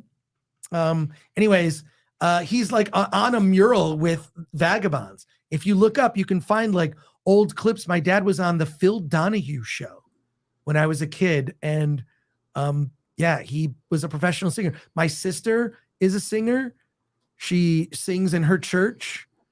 Everyone in my family can sing. And now you hear my voice. You want me to sing? Paulie, you do not want me to sing. You do not want to hear me sing, Paulie. You know what I'll do? I'll sing for you, Paulie, but only you. Because I don't want to torture our audience here. I have too much respect for our audience. I'm not going to torture them. There you go. Yeah, there you go. Can you zoom in on that? My dad is the one. What's that? Is he on the right? He's on the lower right. Zoom in. You can't zoom in? Let me get a shot. Yeah, let me get Just accept cookies. I did. Just accept cookies, Alan. And now it's shrinking for some reason. Yeah. Oh wow, there's a bunch of pictures. Yeah. Yeah, that's my dad with the big mustache, lower right. He's in the that's the Vagabonds.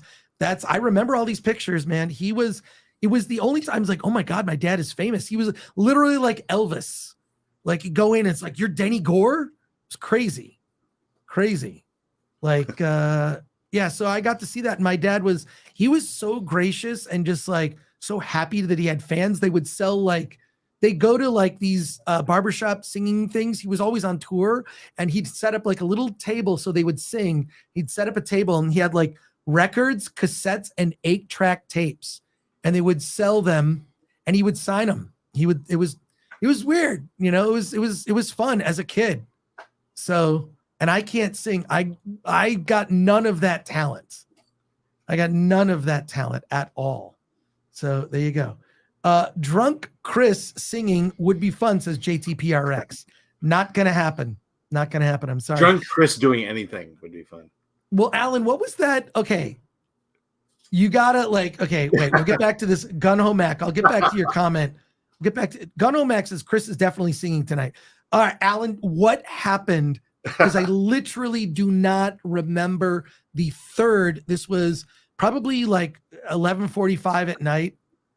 So people kept buying me drinks because we were at the little after party at Native Sun rooftop bar next to the Frida Cinema. What did I say?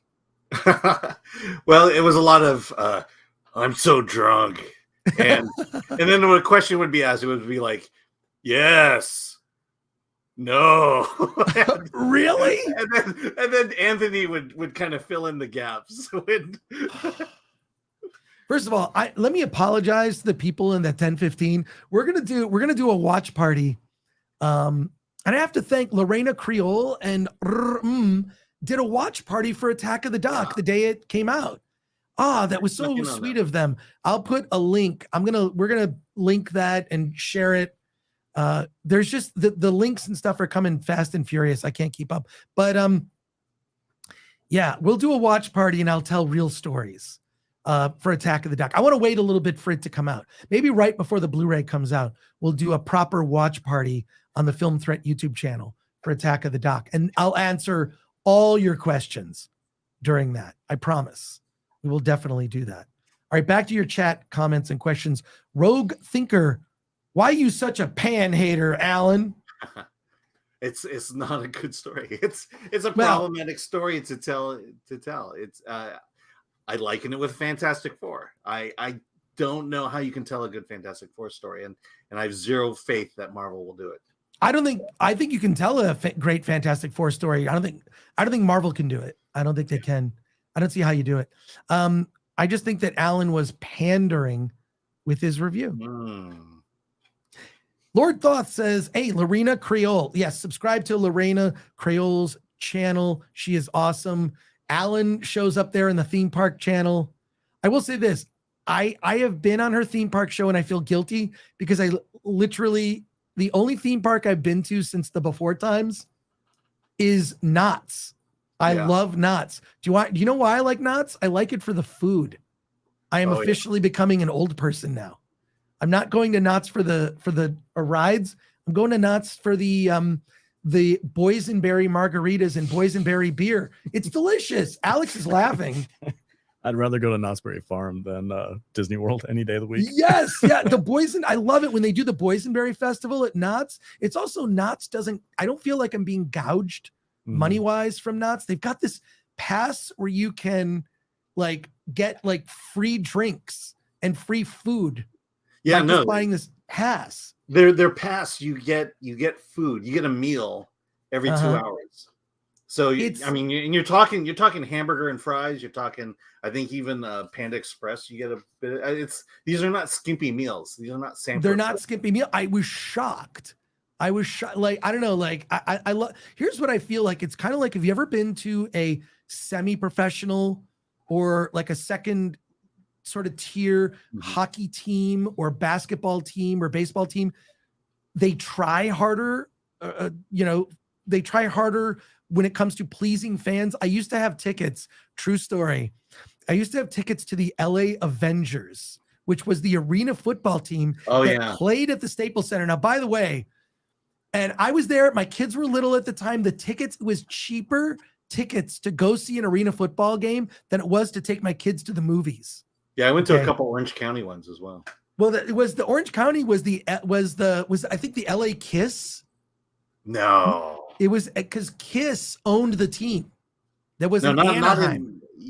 not in Anaheim. They know they have it. Look it up. Kiss Arena Football. Look up the name of the team. I'm pretty sure I'm right. Anyways, so two quick things. One, you always like, just as a fan of the NFL, at the end of the NFL season, you get that sort of like post Super Bowl depression, where you're like, football's over. What am I going to do on Sundays? And by the way, oddly, you can look up the statistics. Totally, this is true.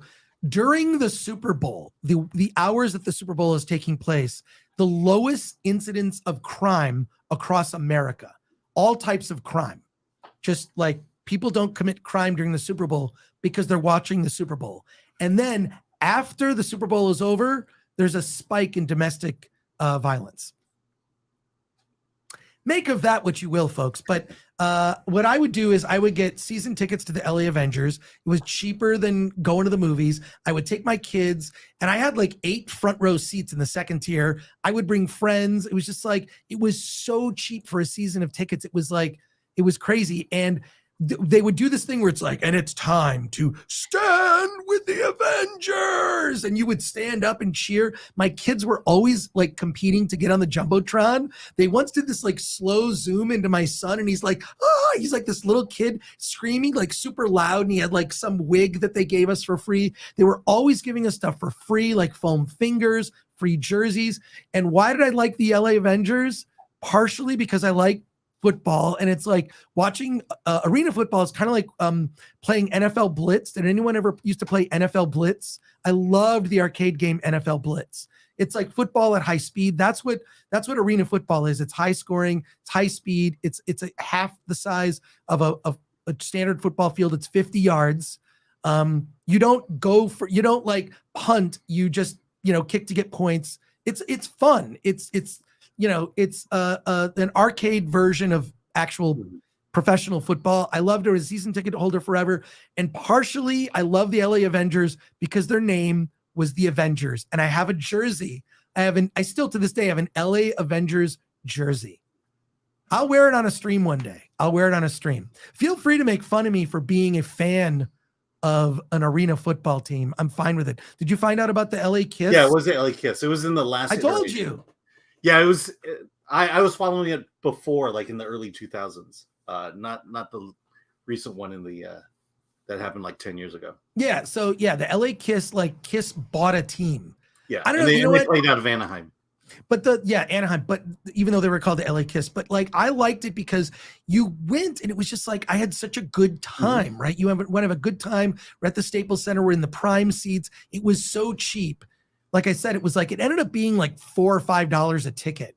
And they would sell you these seasons, and the seasons were like, I don't know, it was like 6 games or something. And it was so fun. We just had a blast. I would just invite friends and they'd show up, and, I don't know, everyone had a blast. So those like lower tier, like professional leagues, they just try harder. They're giving you stuff, free stuff, dollar beer night. It was nuts. And just always had a great time. So, yeah. Back to your super chats and comments here. Oh, yeah. The dog catcher says he hate me.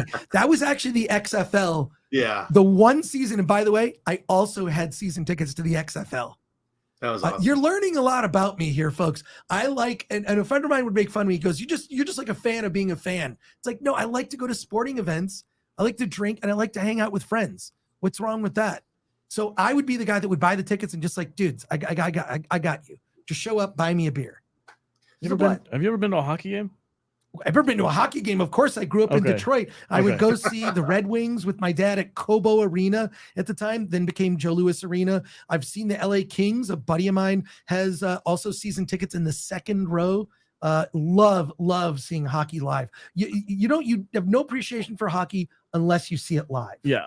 We've got tickets seats that we bought for the was the Golden Knights here in Vegas. So Sweet. hit us up and we'll see if we can get you in there. Oh my God, I would love that. By the way, aren't the show. A's moving to Vegas? Yeah, we just got the Oakland A's for baseball. And then the weird thing with the LA Avengers, Casey Wasserman was the head of the team. He's related to Lou Wasserman. Look up who Lou Wasserman is.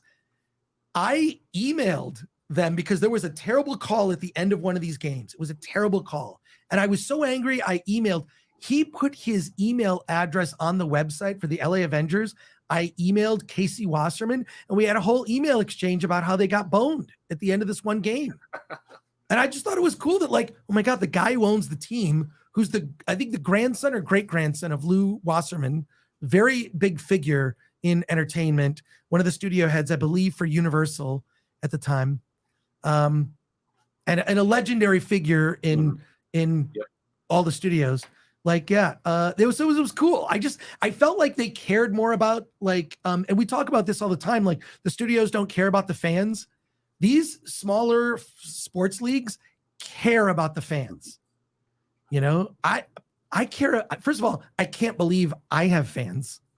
I'm shocked whenever it's like, I like what you do. Like, really? I'm just a jackass on YouTube. And I was a smart ass on social media. And I'm a sarcastic asshole at times. So yeah, I just feel grateful that people like what I do, which is why I love to give stuff away. If you send a self-addressed stamped envelope, if you don't know what that is, look it up. Send it to Film Threat, 5042 Wilshire Boulevard, PMB 1500, Los Angeles, California, 90036. Send me a self-addressed stamped envelope. I will send you for a limited time a sticker from Attack of the Dog. I've also got Film Threats bumper stickers as well. I'll give you 2 stickers. How about that? If you send me a large package, maybe I'll have a DVD for you. We get DVDs in for review sometimes, and when I'm done with them, if I don't want to keep it in my collection, I'll send it off to you. I like to give stuff away for free. It's fun. It's fun to give stuff away. So send us a self-addressed stamped envelope for free stuff. Let's get to your super chats here. I'm sorry. I went on a rant. I went on a rant about an arena football rant. Arena football. That's what you get watching the Film Threat livecast. Words of Paradise. I'll be watching Attack of the Doc tonight and doing a review on YouTube after, so be sure to look for it. Leon from Words of Paradise. Leon, hey, could you tag us on @Attack of the Doc on Twitter, or we will share your video on, we actually have an Attack of the Doc YouTube channel, believe it or not. When we did the Kickstarter, we were just like, let's just do a YouTube channel. It's easier. So please share it. Thank you, Words of Paradise. I hope you like it. And you know what? If you don't, honest review. I respect your opinion. 200-watt studio for 5. Purchased Attack of the Doc yesterday. Loved it. Nice work, and love the end tag as I was watching it on a Tuesday. Oh, that's great. Love it. It's the last TV Tuesday. Not going to do it anymore. Done. Over. Done. Mark Perkins for 5. Great movie premiere. Chris, I still owe you a drink. And Alan, you did an amazing job doing the Q&A. Can't wait for the next Film Threat event. Matthew Hammond for 2. Mom and Dad had an interesting hook. Avoid the trailer. It's on Hulu. I got Hulu. I will not watch the trailer. There you go. And then Pilgrim Media. Hey, Pilgrim Media. Always love. I hear your name on like other shows. I was a little jealous. Pilgrim Media for 2. I was a little jealous because, I thought you only watched the Film Threat livecast. Oh, wait, what's this? Read it if you want. What's it say? Oh, no. It says Zolo Meraduena says Blue Beetle is unique in how I think he's the only person who ever got superpowers and not want them. Wait, that's like every superhero. That CinemaCon? A quote from CinemaCon? I think he's the director of the movie. But it's like it's a blessing and a curse. That's like, X-Men mutant powers. That's every X-Men. No, Blue Beetle's the only one. Yeah, Blue Beetle's the only one. Whatever. Pilgrim Media for 2. Thank you, Pilgrim Media. I'm just teasing. Hale, is Hollywood not on the rocks? It is on a Wednesday. Hollywood on the rocks, baby. That's us. Paulie will not leave me alone, but we are going to go to the 35er on Sunday. Sunday night, it's an impromptu meetup. I'll be hungover from Vegas, and I'm going to meet Paulie at the 35er. Hopefully the Dodgers are playing. Patrick Lemire goes on to say, when Mark Cuban bought the Dallas Mavericks, he joined the sales team and called people personally to tell them how cheap it was to go see the Mavericks. That's what I'm talking about. And I love that show, Shark Tank. Love that show. If you want to learn a lot about like just owning a small business, watch Shark Tank. I will binge watch it. You know what? I would watch that show with my kids. It's one of those like, it's family friendly, really fun show, teaches you about entrepreneurship and building a business and having good values. And it's also funny. And also like you would get, you learn like, oh, I really hope this person, their dream comes true, because everyone pitching is like, it's their dream to make this happen. And I love that show. And oddly, I'm friends with Mark Cuban on Facebook, and I messaged him once. He messaged me back. Super. He's cool.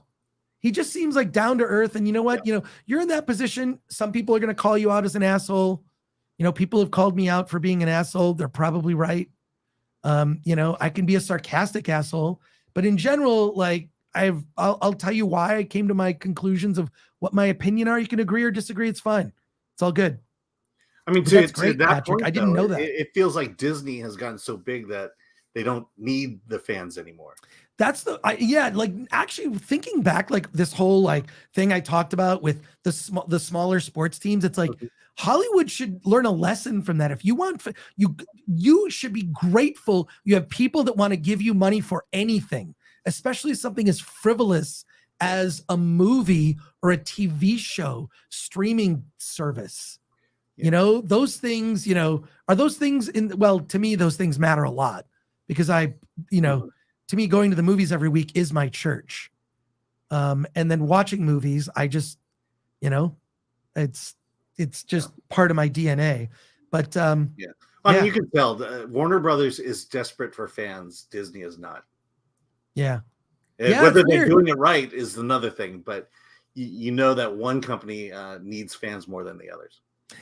Patrick Lemire says, Attack of the Doc made me emotional, missing the years before geekdom got co-opted.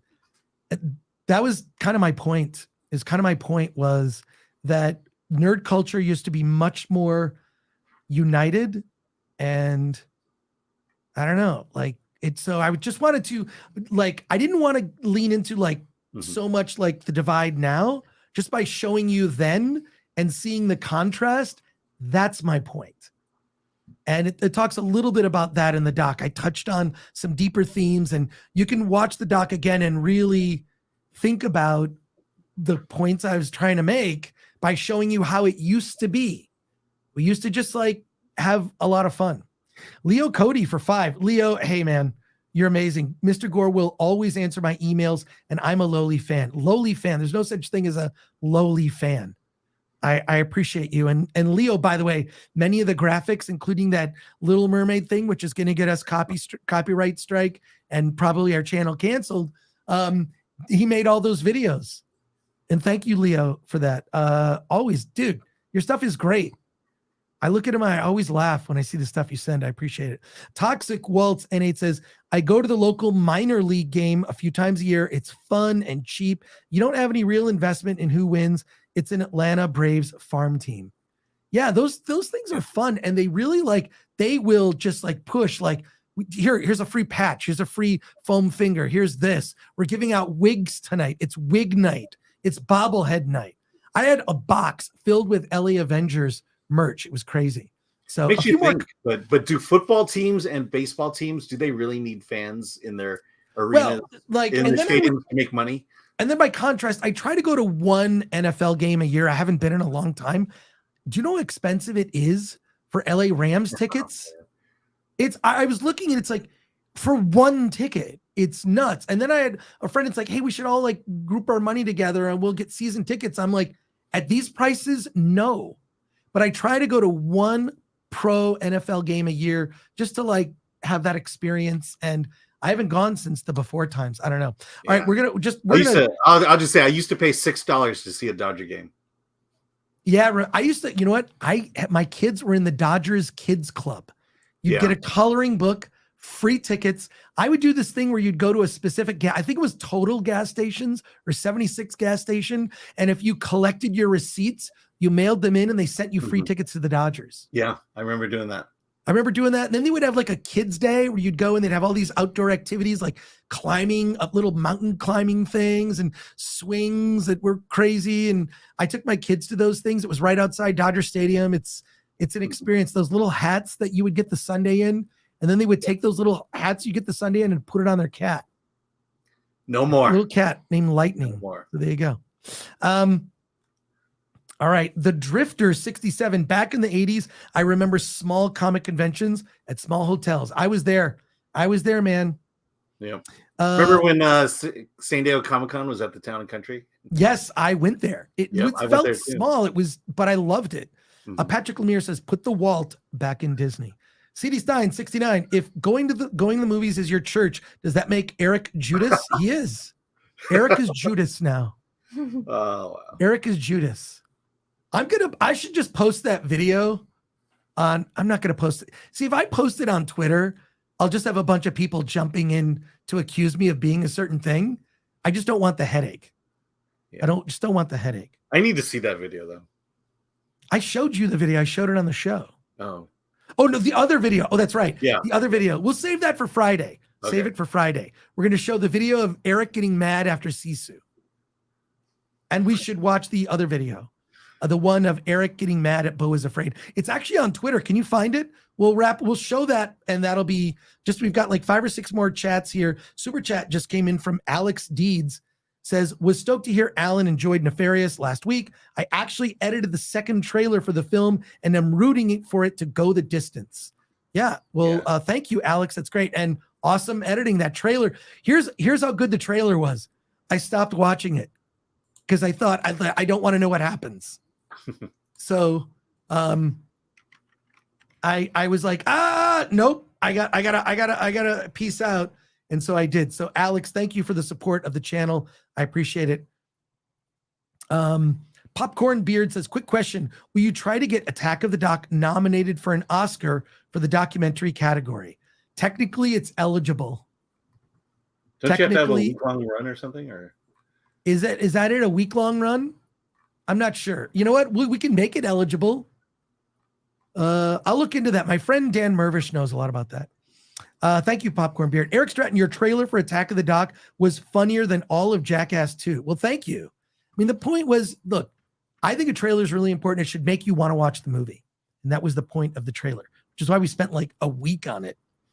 I appreciate that Chris is an optimist and not a hate tuber, says Imperfect.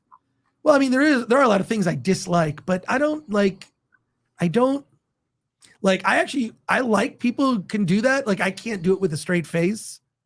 You know, I can't do it with a straight face because I think I'd probably laugh. But, but if I did say that, like, Eric Weber gets destroyed in this article on IndieWire for his Beau is Afraid rant, his embarrassing, whatever. I can't do that with a straight face. So, and we got to all that. So there you go. Alan, did you find it? I didn't find it. I can't find it. It's on. I think Eric even like retweeted. I know. I've been looking down his Twitter feed and it's not there because I remember seeing it. I'm gonna find it. Okay, I'm gonna find it because people didn't know who it was. He literally, in front of strangers, got up at a packed screening, screamed and started ranting, and was like upset. I'll bet I find it before. I know. Alan, his it's a Twitter race. feed is mostly him without his shirt on. His Twitter feed is mostly him without his shirt on. Wait, we got another super chat that came in. Nicholas Vargo for $4.99. Hey, Nicholas, I saw you. Hey, Chris and Alan, loved Attack of the Doc, and it was great to meet you both on Friday. Chris, thank you for the gift bag. Loved the included goodies. Hey, appreciation for all the Kickstarter backers. Thank you to all the backers. I really appreciate it. Could not have made the movie without you. Thank you so much. Just our way of like giving back and saying thank you. So that's awesome. Did you find it, Alan? No, I didn't. Well, here. Let me share screen here. I'm going to share screen. This is how we do it. So Erick said on Twitter, he said, a career-killing film, Ari Aster's Beau is Afraid, is what happens when studios cede full creative freedom to directors with reckless disregard for audiences outside themselves. Joaquin's stellar performance goes to waste in this dumpster fire that A24 needs to answer for. 0 out of 10. So that's what Erick said. Now, if we look up, somebody did like, the video is out there. Someone tweeted it, and I can't find it right now. I don't know. We'll have it ready on Friday. I've actually seen some other YouTube channels talk about Erick and canceling directors because their movies are too long. And whatever. Look, it's fine. Hey, there are 500 people watching. If you have not subscribed to the channel, over 500 people, please give us a subscribe. We would appreciate it. And click that like button. We appreciate that. We're going to wrap up the stream a little bit early today because I have to get to the FNT meetup at the Millennium Fandom Bar.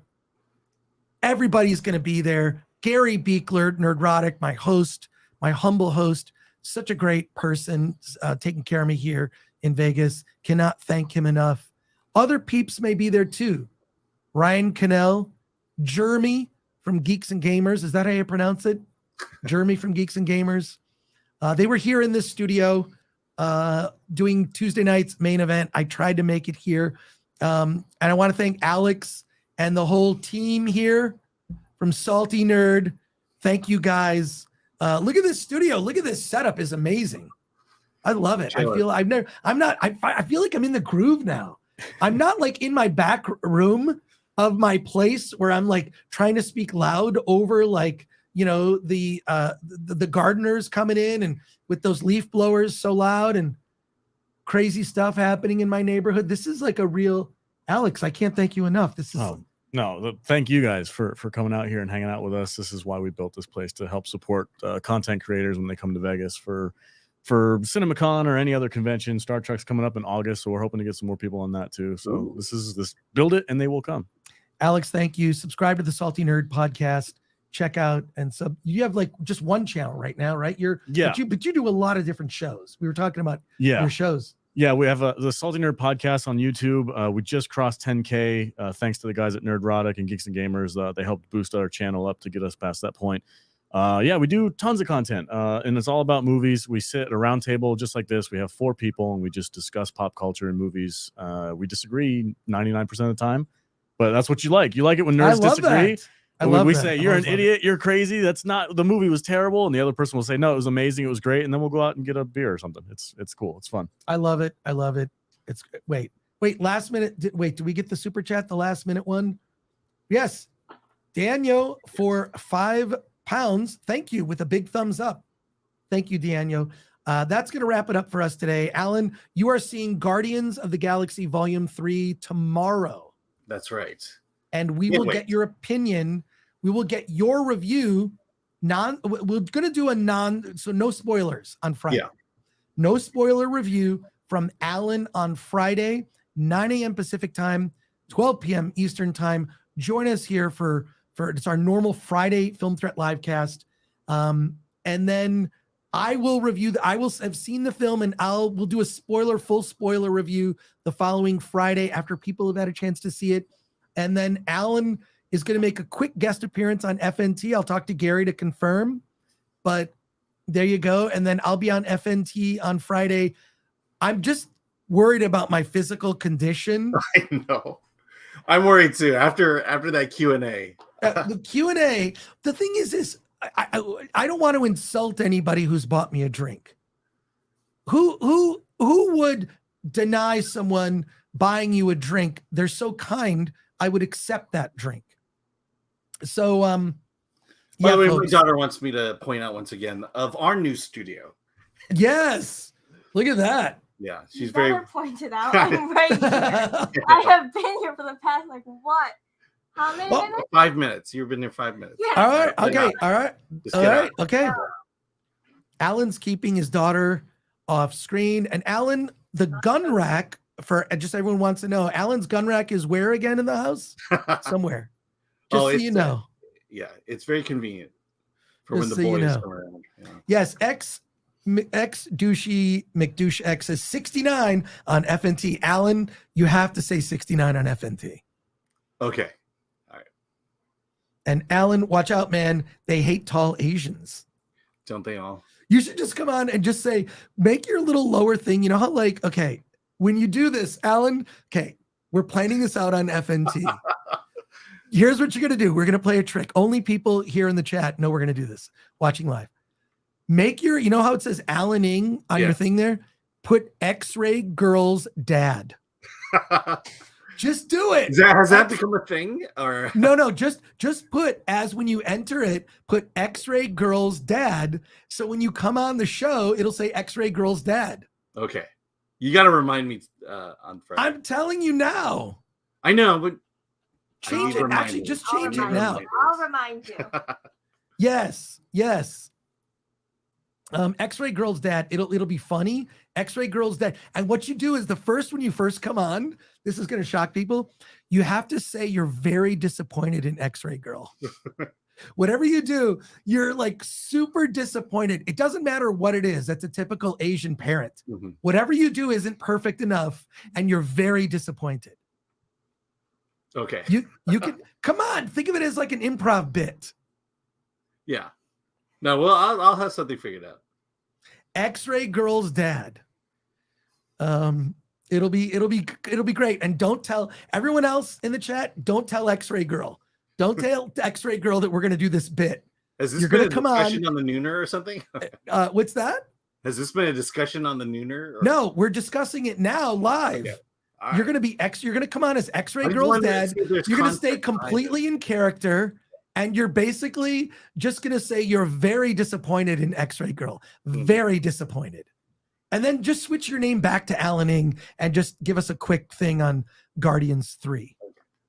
So there you go. All right. Anything else? Just want to say thank you for everyone watching live. We will be back on Friday. And thank you for all the kind comments and on Attack of the Doc. I can't wait for you to see the special edition Blu-ray is awesome. And I can't wait for more of you to have seen the film. And you can actually post a review. Matthew Hammond says, tell her that she talks too much. Just say, X-Ray Girl, this is your dad. You talk too much. Go ahead, Alan, rehearse it. X-Ray Girl, you're talking too much. You bring dishonor to our family. Dude, if you did that on FNT, they will love you. You got it, Alan. You're okay. Everyone, this is our secret. The whole bit. All right. This is our secret, folks. Don't. Friday Night Tights they get like 20,000 people watching live. It's only less than 500 people have to keep this secret between now and Friday. You have to do it, Alan. When you come on, you just X-Ray Girl's dad and just say, or call it X-Ray Dad. And then I'm very disappointed. There you go. It'll be, wow. That's going to get clipped. This is the problem I always get. It's like, yeah, there you go. Yes, I'm Asian. Yeah, there you are. Yeah. Okay. So cool. All right. Hey, have a great rest of your day, people. Wait, one more. Here we go. Latino Slant says, shameless plug, Slant live in 30 minutes, Gore. Why in 30? Why don't you just go live now? I know. You got to. Latino Slant for 2. Just go live now, Paulie. No one's going to remember in 30 minutes. Okay. CD Stein 69 says, OMG, that will be perfect as long as you do the bit straight face. That'll be the hard part. Do it, Alan. Just be dead serious. Yeah. X-Ray Dad. X-Ray Dad is your name. All right. Cool. So now you make me do a full-on bit. But dude, you perform at the National Comedy Theater. You get paid to do comedy. I believe you can do it. Okay. All right. Hey, thank you, everybody. I'll see you at the meetup if you're in Vegas. If not, I'll see you Friday at 9 a.m. Thanks again to everybody here at Salty Nerd. Thank you so much. Really appreciate you pulling this together. Alan, take us out. Let's get out of here.